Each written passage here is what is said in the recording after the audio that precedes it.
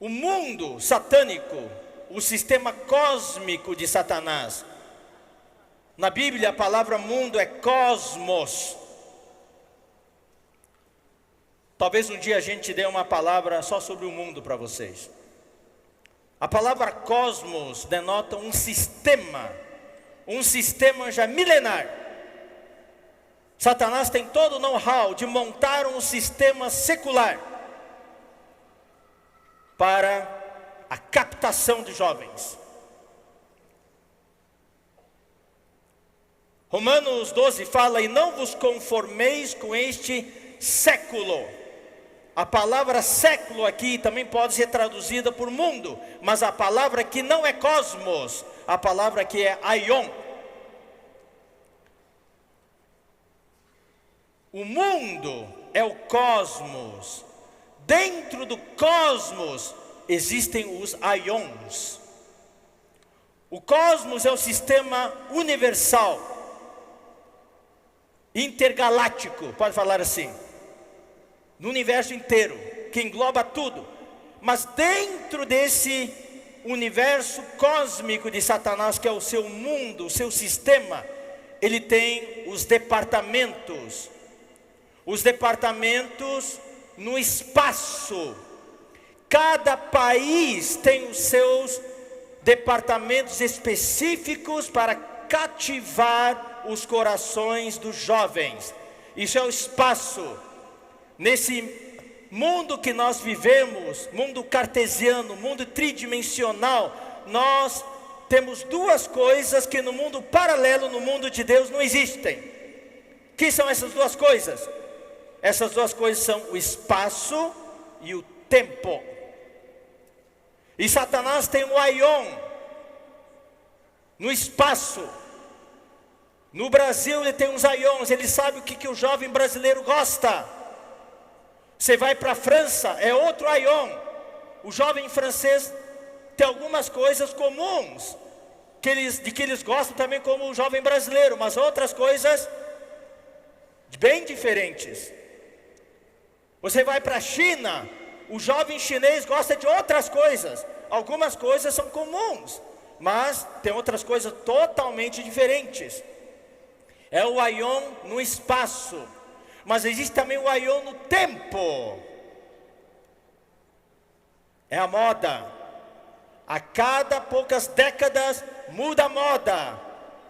A moda no sentido macro, no sentido micro, muda a cada ano. Moda outono, inverno, moda primavera. Daí Satanás decreta: esse ano é calça desse tipo, é vestido desse tipo, é essa cor, aquela cor.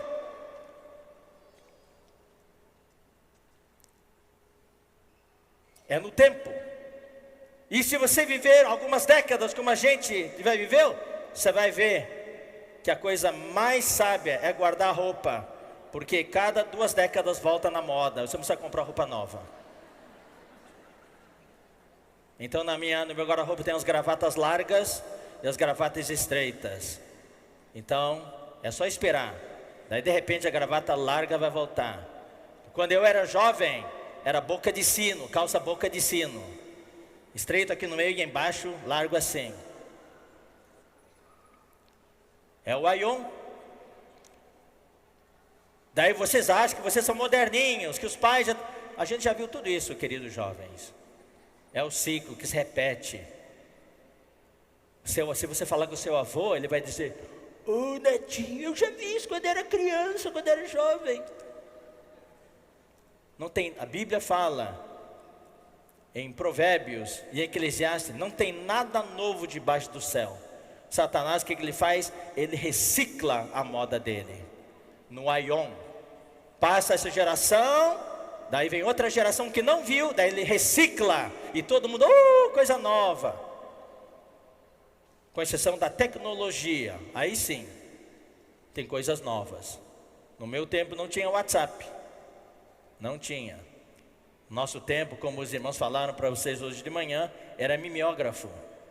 Quando eu estava na faculdade, para ganhar uma graninha, irmãos, eu precisava de graninha na faculdade. Eu gostava de matemática, eu adorava matemática. Tinha lá o cálculo 3, cálculo 4. Eu pegava o livro de cálculo, resolvia todos os problemas de cálculo. Ia lá no mimeógrafo, mimeografava e ia de sala em sala, vendendo as apostilas com as soluções de todos os problemas.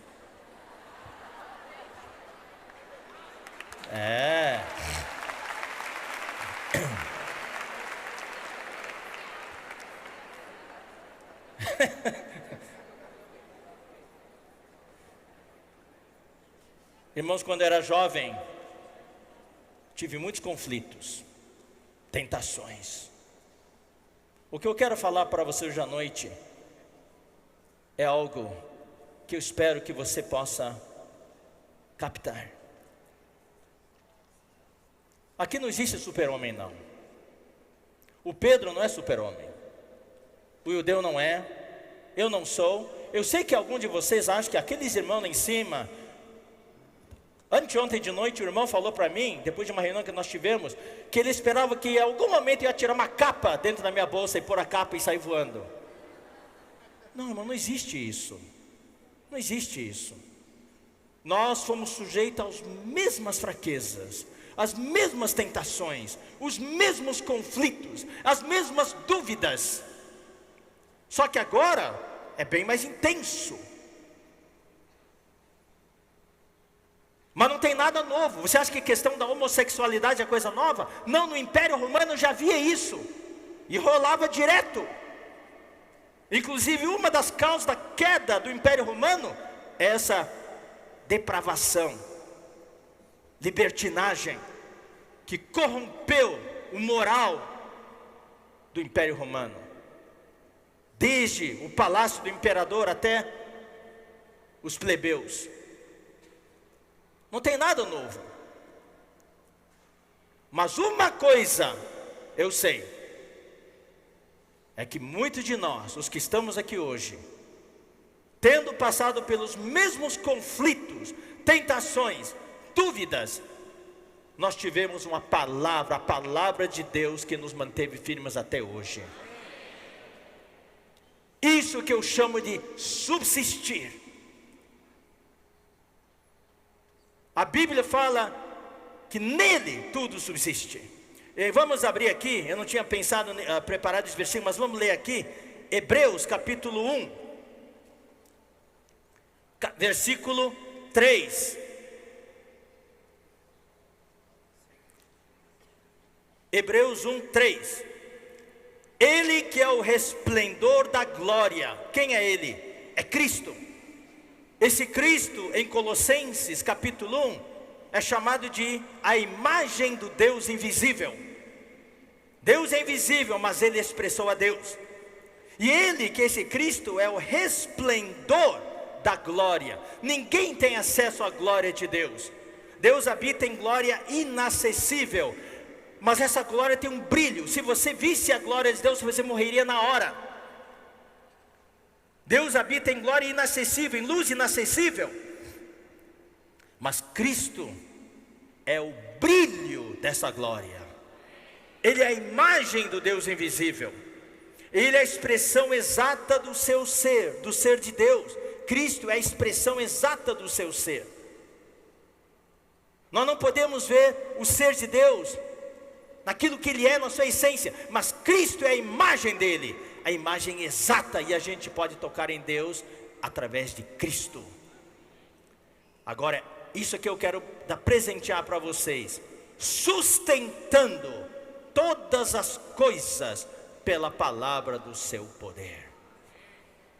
Queridos jovens, uma coisa vocês não podem deixar de ter, com uma coisa vocês não podem negociar, é a palavra de Deus, é a visão governante, é a causa divina que a gente espera poder passar para vocês nesta conferência.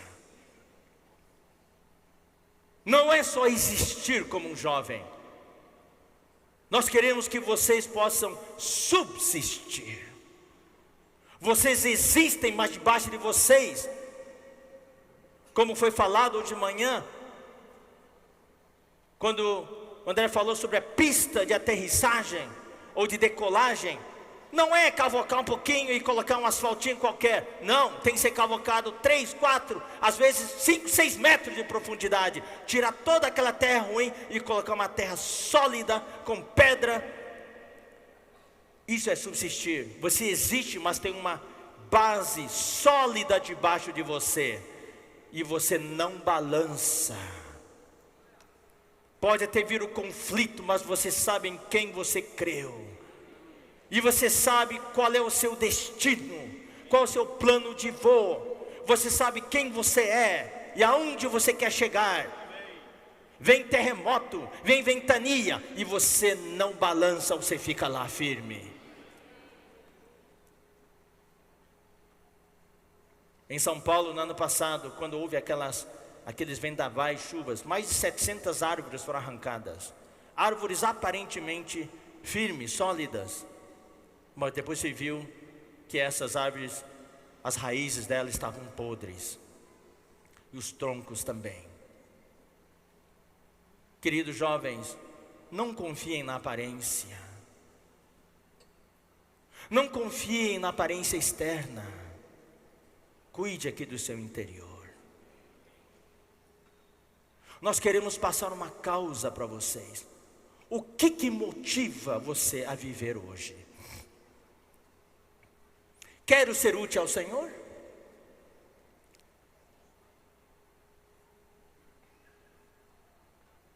Deus chamou vocês. E Ele quer fazer de você um vaso útil. Um vaso de bênção, como nós acabamos de cantar. Hoje, vocês sabem, o mundo inteiro está atrás dos jovens.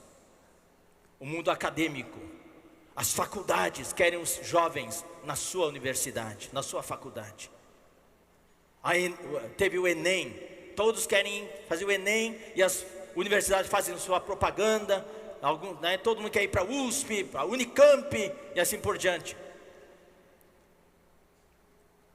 Nos Estados Unidos há uma guerra entre as universidades. Todos tentando obter os melhores alunos. Porque tendo os melhores alunos, daí saem os melhores pesquisadores. Daí o prêmio Nobel pode sair e vai para o nome da universidade. O mundo acadêmico quer vocês. O mundo de entretenimento quer vocês. Todas as boates, as discotecas querem estar cheias de jovens. Para encher aquele lugar.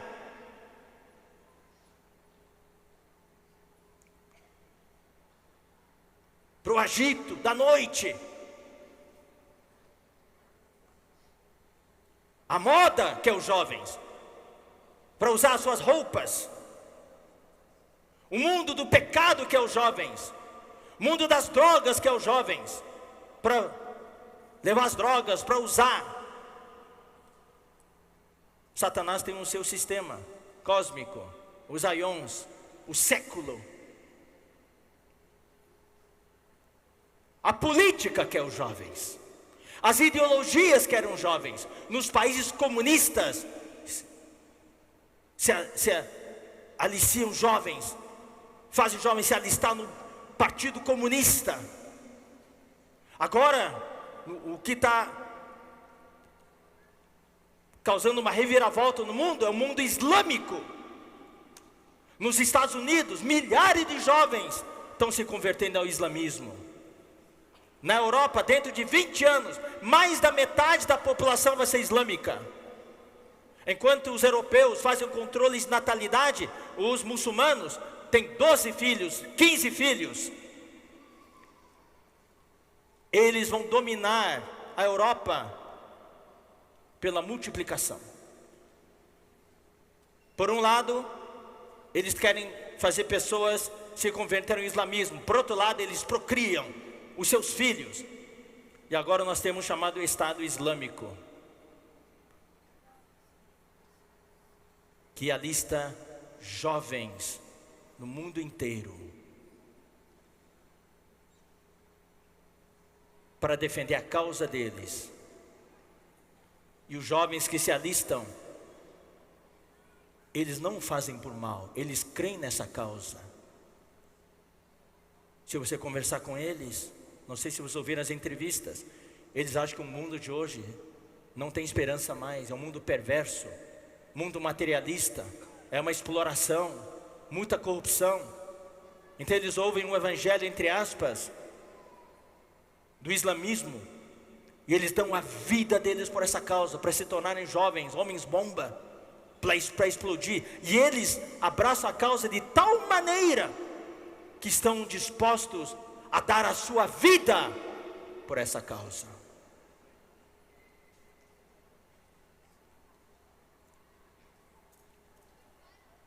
Você vai para um país como os Estados Unidos hoje, a maioria dos jovens não tem causa. O negócio deles é comer bem, divertir, tudo é let's have fun, let's have fun. Tudo é fun, fun. O que é fun? Vamos nos divertir. Eu vou sair daqui porque I have no fun. Não me divirto aqui. Tudo é diversão. Superficialidade.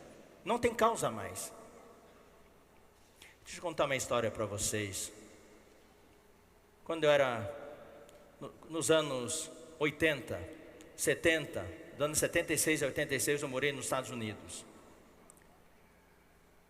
Eu tinha uma causa. A minha causa era a economia de Deus. A minha causa era o evangelho. Eu fui para os Estados Unidos para estudar, porque eu queria ser usado por Deus. Eu queria ser útil para Deus. Eu fui estudar, Deus me deu uma oportunidade, eu aproveitei a janela da oportunidade e fui lá para estudar. Mas sabendo que um dia Deus iria me chamar. Eu tentava adiar ao máximo esse dia. Mas eu sabia que um dia Ele iria me chamar para largar tudo para servi-lo. Mas eu fui fazer mestrado. Trabalhei na indústria aeroespacial. Fascinante.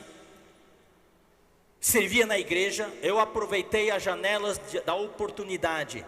Aprendi, me envolvi com todos os serviços da igreja. Irmão, deixa eu explicar para você em que me envolvi. Eu me envolvi com serviço de crianças, serviço de jovens, serviço de manutenção, consertar torneira, consertar tomadas, consertar ventilador, assim por diante. Serviço de evangelho, serviço de apacentamento, serviço de jardinagem, cuidava das plantas, cuidava das flores. Serviço de limpeza, limpei muito vaso sanitário, aspirei muito pó daqueles carpetes dos salões americanos lá. Servi na recepção. Eu aprendi todos os serviços da igreja, me inscrevi em todos eles para aprender. Foram anos preciosos. Eu aproveitei a janela da oportunidade. Hoje, qualquer serviço da igreja, eu posso dar orientações. E daí, no evangelho, nós pregávamos o evangelho e um dia nós ganhamos um jovem. Ele era veterano de guerra do Vietnã. Tinha quase 30 anos de idade. E ele tinha um problema da cabeça. Mas eu não sabia muito bem. Daí estava na reunião, tudo, e um dia ele desapareceu das reuniões. E eu fui perguntar, cadê aquele irmão? Ele está no hospital dos veteranos de guerra, que ficava a uns 5 quarteirões da minha casa. Daí eu fui lá no hospital visitá-lo. Quando eu cheguei lá, eu fiquei assim, abismado com o tamanho daquele hospital. Hospital grande, luxuoso, vários andares, cheio de equipamento e tudo. Daí achei estranho que os doentes de lá, os que estavam internados naquele hospital, eu não via muito assim, feridas, sangue, essas coisas. Mas eu observei que eles eram meio assim, parece que não estavam presentes ali. Daí eu descobri que a maioria dos pacientes daquele hospital tinham um problema mental, psicológico. Daí eu cheguei no tal andar onde estava esse irmão, e fui lá no balcão, falei que estava lá para visitá-lo, daí chamaram o irmão para fora. Ele estava visivelmente perturbado, mentalmente. Daí foi que eu descobri que ele era veterano de guerra. Daí eu descobri também que todos os pacientes daquele hospital, chama Veterans Hospital, é Hospital dos Veteranos de Guerra. E a grande maioria dos pacientes tinham problemas mentais. E eu fui pesquisar por quê. Por quê? Porque a maioria daqueles pacientes tinham vindo da guerra do Vietnã. E na guerra do Vietnã, sabe, começando nos anos 60, foi até a década de 70 e pouco, eles lutaram uma guerra sem causa. Na Segunda Guerra Mundial, guerra contra os japoneses, contra os alemães, não sei se algum de vocês assistiu aquele seriado produzido por Steven Spielberg e Tom Hanks, chamado O Pacífico. Alguém assistiu aquele seriado? Irmão, se você puder assistir, assistam, só para você poder captar um pouco o espírito humano da coisa. Era horrível, era um inferno nas ilhas do Pacífico, mas havia uma causa, e eles lutavam por uma causa, e nenhum desses, quando voltaram para os Estados Unidos, teve problema mental, porque havia uma causa clara de por que estavam na guerra. Mas hoje os Estados Unidos, os hospitais americanos estão cheios de pacientes com problemas mentais, por causa da guerra do Vietnã, primeira guerra da Coreia, depois guerra do Vietnã e agora a guerra no Iraque. Tudo guerras sem causa, que tem interesses políticos e financeiros por trás. Os soldados vão lá pensando que estão defendendo o país, quando vão lá veem coisas e não tem causa. Quando voltam, tem aquele conflito no seu coração, na sua mente, daí a mente entra em parafuso. Eu falei tudo isso, irmãos, para poder fazer a seguinte pergunta para vocês. Você, querido jovem que está na vida da igreja, que tem conflitos, que luta, que batalha, que está aqui tentando se manter na vida da igreja, você tem uma causa?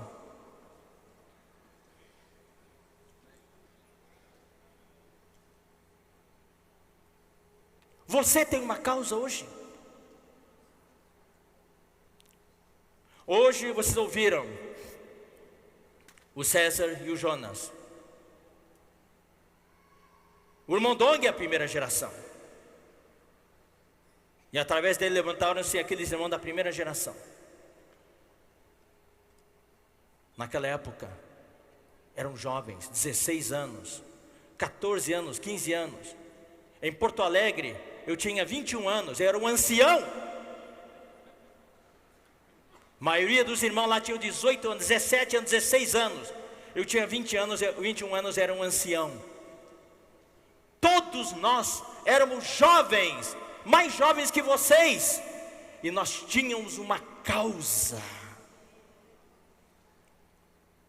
Não importava as dificuldades, os problemas, as tentações. A gente rejeitava tudo aquilo por causa da causa que nós tínhamos. Então agora eu quero aproveitar e compartilhar com vocês um temor que eu tenho e que alguns de nós temos, que é o chamado famoso, irmão, está na história isso, mas pelo amor de Deus, Senhor Jesus, ó Deus Todo-Poderoso, que esse chamado síndrome das gerações não aconteça no nosso meio. O que é o síndrome das gerações? É que a primeira geração tem uma causa forte, a segunda geração já perdeu 30% da causa, e quando vem a terceira geração, quase a causa não tem mais, quando vem a quarta geração é zero causa, e o movimento, entre aspas, morre. Isso existe nas empresas familiares, isso existe no movimento evangélico, cristão, faz parte da história da igreja. Então eu quero ler para vocês um versículo que está aqui em Juízes.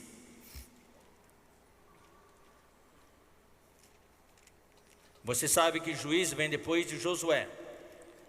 Josué já estava para partir, para estar com o Senhor. No final do livro de Josué ele fala: Quanto a vocês, não sei se vocês querem servir a outros deuses, mas só sei de uma coisa: eu e minha casa serviremos ao Senhor. E daí em Juízes capítulo 2, versículo 6 fala: havendo Josué despedido o povo, foram seus filhos de Israel, cada um a sua herança, para possuírem a terra.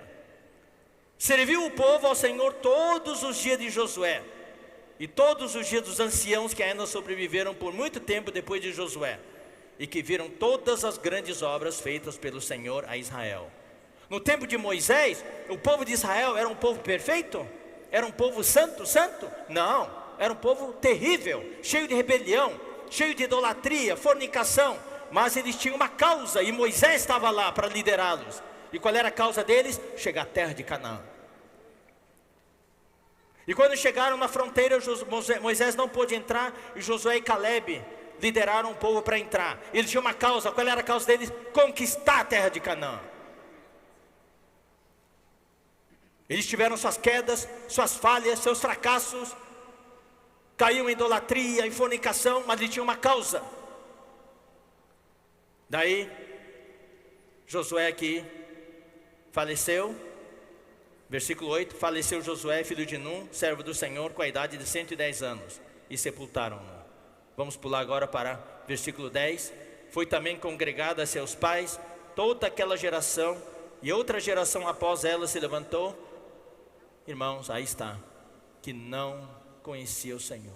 Eu me pergunto, como é isso possível? Josué faleceu, toda aquela geração de Josué faleceu, até quando foram enterrados, aí veio uma outra geração que não conheciam o Senhor, nem tampouco as obras que fizeram Israel. O povo não tinha mais causa nenhuma.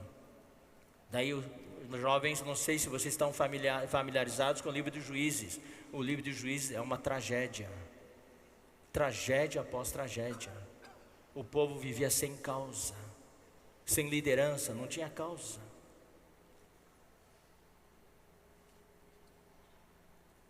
Eu espero, queridos jovens, que nesta conferência você possa encontrar a causa. Qual é a nossa causa? A nossa causa é o reino dos céus. E nós estamos nessa jornada, nesse avião da economia de Deus. Nossa causa é chegar ao reino. Nosso irmão Dong deixou claramente para nós. A nossa causa não é chegar na Nova Jerusalém, porque na Nova Jerusalém todos estaremos lá. Mas o reino é o que Jesus, é a coisa pela qual Jesus orou: venha o teu reino. Essa era a causa do Senhor, e deve ser também a nossa oração.